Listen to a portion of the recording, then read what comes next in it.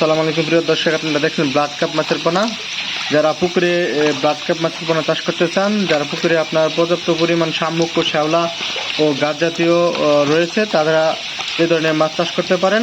কারণ এই মাছগুলো আপনার শ্যাওলা ঘাস ও আপনার শামুকগুলো খেয়ে থাকে, যা পর্যাপ্ত পরিমাণ শামুক খেয়ে এরা বড় হয় আর কি। এটা প্রত্যেকটা মাছ আপনার 5 ইঞ্চি 6 ইঞ্চি সাইজের। যাদের প্রয়োজন তারা অবশ্যই যোগাযোগ করেন। এই মাছগুলো মনে করেন যে অল্প খাবারে বৃদ্ধি পায়, মনে করেন খরচ খুব কম। শামুকগুলো খেয়ে বেশিরভাগ শামুকগুলো খেয়ে থাকে, শ্যাওলা শামুক, কচির পানা এগুলো আর কি খেয়ে বড় হয়। যারা ব্লাড কাপ মাছের পোনা চাষ করতে চান, তারা স্ক্রিনে দেওয়া নম্বরে যোগাযোগ করেন এখনই।